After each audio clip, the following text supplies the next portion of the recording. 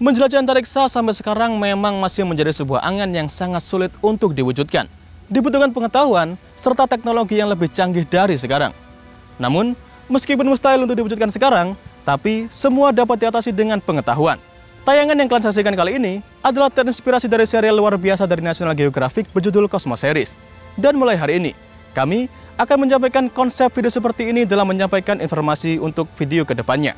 Sebelum kita mulai menjelajah luasnya antariksa, mari perkenalkan dulu pesawat yang akan membawa kita untuk menjelajahi seluruh penjuru alam semesta ini.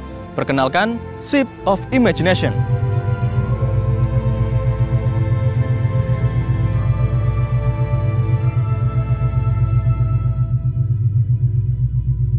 So, sebagai awalan dan langkah awal kita dalam menjelajahi antariksa, mari ikut denganku.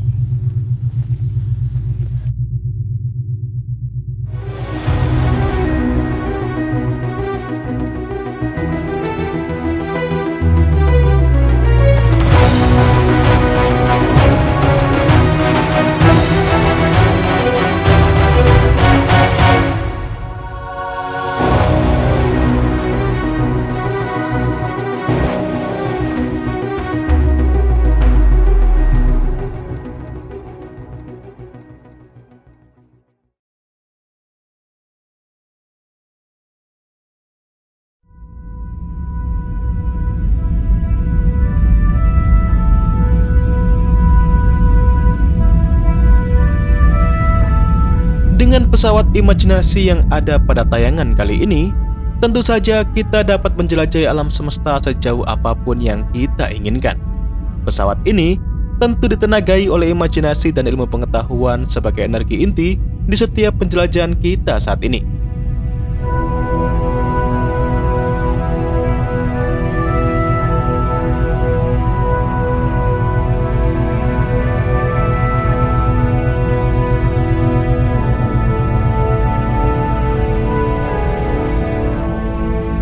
Sebelum kita lebih jauh lagi dalam menjelajahi alam semesta ini, mari sejenak kita kagumi terlebih dahulu planet bumi kita ini. Planet yang paling indah dan ramah untuk kehidupan, sejauh yang dapat diketahui oleh umat manusia.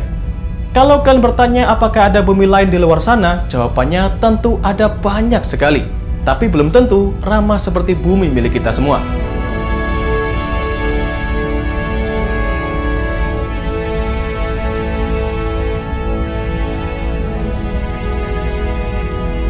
Selama kurang lebih 4,5 miliar tahun, bumi telah mengalami banyak sekali proses evolusi sampai menjadi planet yang sangat sempurna ini.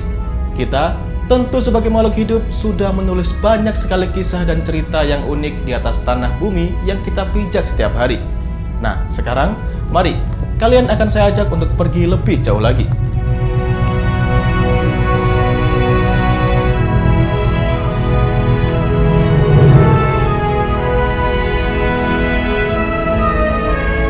Kita akan melewati saja ya satelit alami kita, karena tidak ada hal menarik lainnya selain dataran yang kering tanpa atmosfer.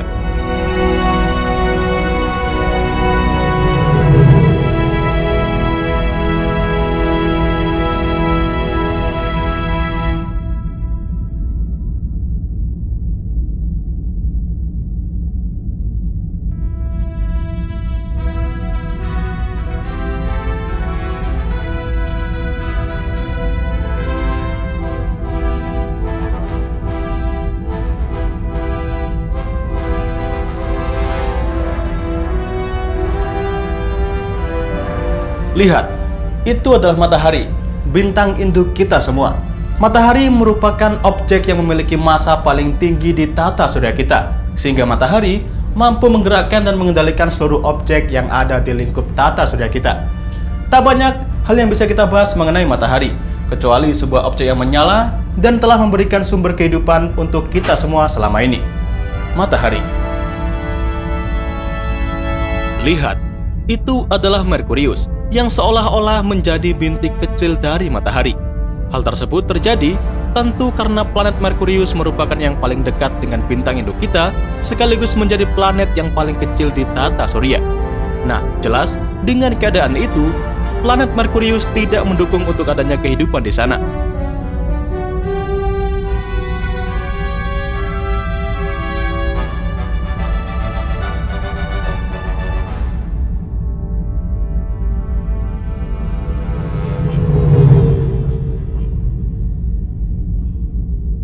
Meninggalkan Merkurius, kita akan sampai di Venus. Venus merupakan planet yang bisa dibilang paling identik dengan bumi kita, tapi hanya dalam hal ukurannya saja. Kalau kita berbicara mengenai apa yang ada di dalam Venus, tentu jauh dari kata identik dengan bumi. Atmosfer tebal yang dimiliki Venus menyebabkan efek rumah kaca yang parah di sana, dan menyebabkan mengubah Venus menjadi semacam neraka di dunia nyata.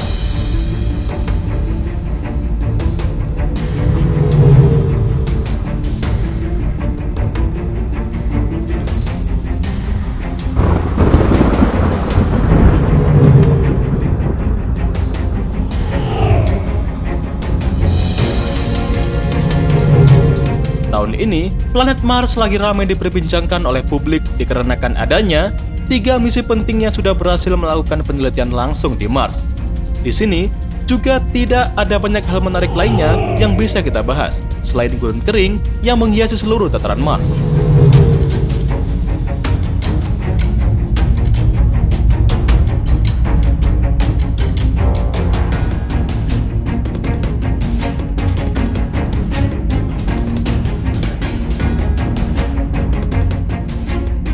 Lihat, itu adalah Jupiter, salah satu planet favorit saya, terutama yang berada di tata surya kita.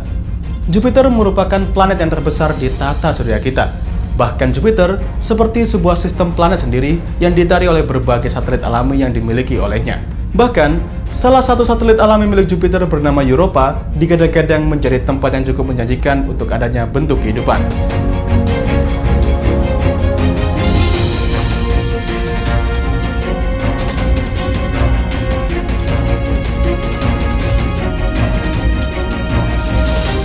Kalau ngomongin tentang Jupiter, hal utama yang tak boleh kita lupakan adalah mengenai Great Red Spot, atau sebuah area yang disebut sebagai wilayah badai antisiklon mematikan di tata surya kita ini.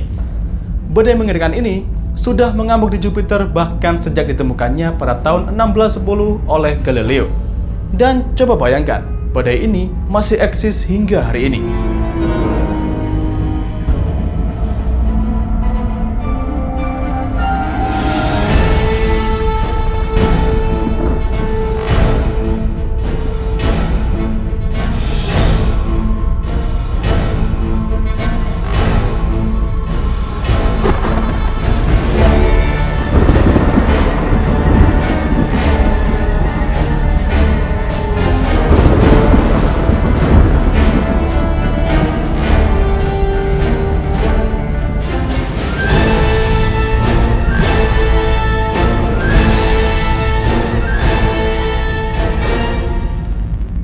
Nah, Jupiter ini merupakan planet raksasa gas yang ada di tata surya kita ini.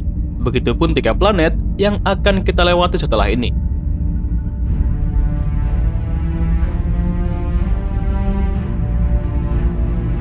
Saturnus, planet yang paling cantik di tata surya kita dikarenakan cincin eksotis yang mengelilinginya. Miliaran partikel es beku dan debu membentuk cincin Saturnus yang membuatnya seakan-akan menjadi mahkota yang sangat-sangat megah.